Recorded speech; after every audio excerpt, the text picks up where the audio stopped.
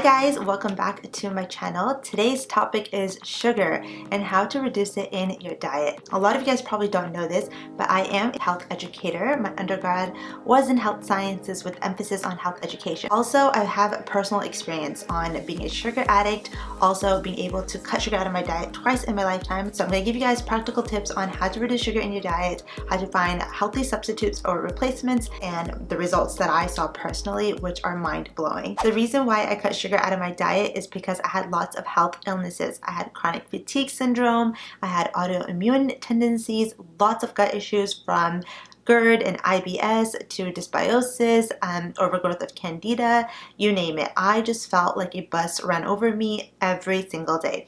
I would wake up super fatigued no matter if I had 8 to 10 hours of sleep. I would wake up with swollen eyelids.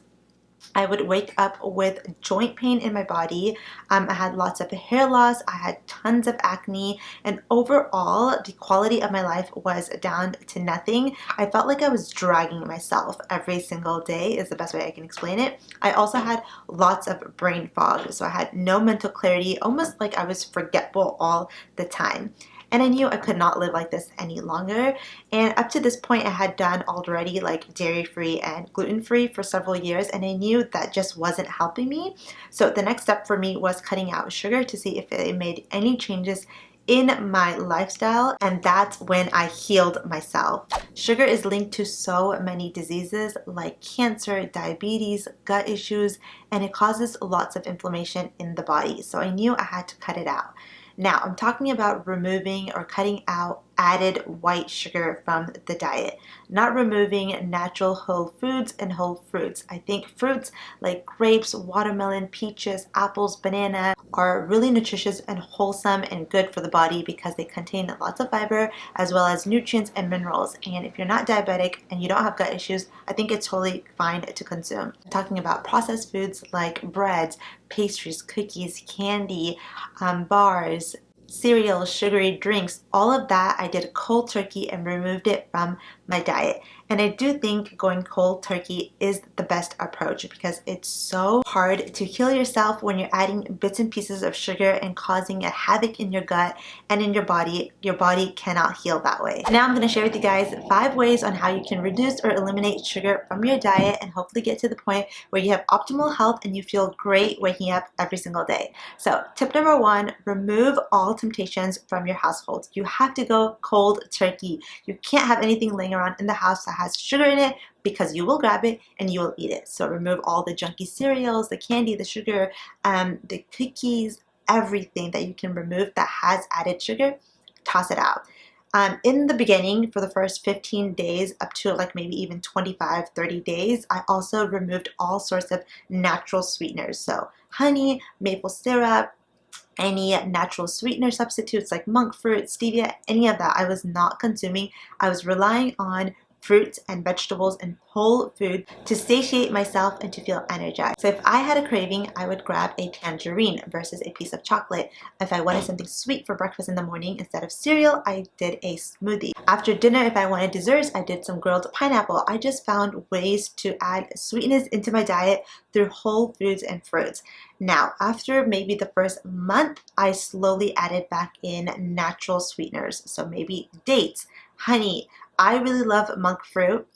There's been lots of research, and my GI doctor as well as others have said that natural sweeteners like monk fruit do not disrupt the microbiome. So do your own research before consuming any sugar alternatives. I know things like Splenda and stuff like that are not good for you, as well as agave is not great. So if you can stick to more natural sweeteners like honey or monk fruit, then that is a better option. Tip number 2 is eat a balanced meal. The more you're going to satiate yourself with whole foods, protein, and healthy fats, the less likely you are to crave sugar. So what I was doing wrong previously was I was eating meals that had lots of carbs and lots of sugar, so it made my blood sugar go up, and then it would fall down and I'd get in this low dip and I would crave more sugar. So it was this vicious cycle of eating the wrong stuff over and over and over again, and I relied on sugar and carbs to keep my energy levels up. And this is a total no-no, because this is what's going to cause those mood swings, the hormonal imbalance, the crashes, and you're just gonna overall feel really poopy.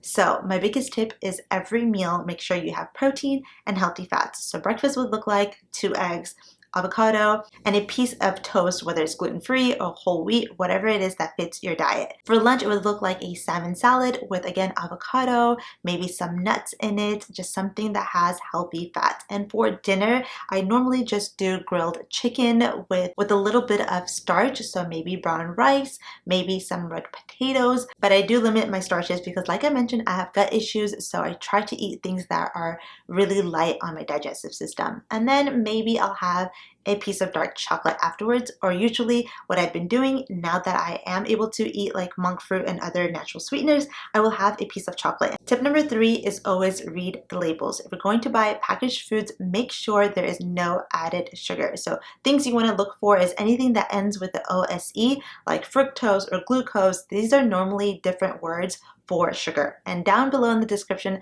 all the alternative names used for sugar. Another thing you want to look for is high fructose corn syrup or any types of syrups. Usually syrups like corn syrup and stuff like that, brown rice syrups, are usually sugars. So make sure you know what you're consuming. That's the easiest way to find yourself eating a clean diet. What I didn't realize was there were so many hidden sugars in my foods. I didn't know bread had sugar. I didn't know peanut butter had sugar. There's so many foods that we consume on a daily that has sugar in it. So just being more cautious and aware of how much sugar you're intaking is definitely one of the first steps you want to take towards the right direction.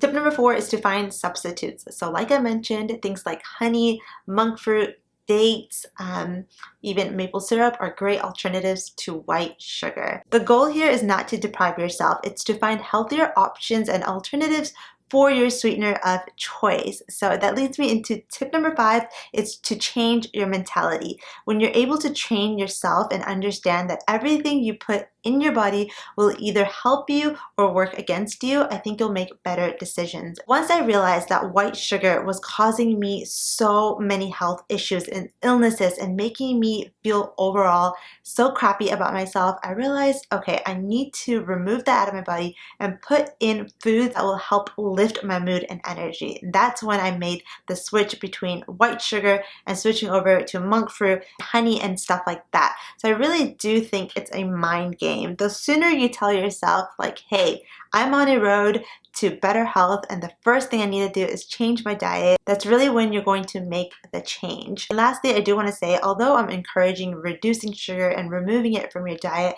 I do think there's those occasional times where you can allow yourself to have a piece of cake or a piece of chocolate or whatever your heart wishes. I do think that it is an addicting cycle, so once you do have sugar, you fall back into that cycle really quickly of wanting more and more and more. So just be mindful of that, but don't also hold yourself to this high standard that's unachievable, because at the end of the day, you want this to be a lifelong dietary change. So those are all my tips, and now I'm going to tell you guys the results that I personally saw that make me so passionate about this, because I feel like everyone can truly reach their optimal health by making all sorts of dietary and lifestyle changes, and sugar is one of the ones that I really encourage you guys to try out, because I noticed my acne clear up, which is one of my biggest insecurities, and when I saw that go away, it felt so good. It did take about 2 weeks for noticeable changes, but it was just awesome.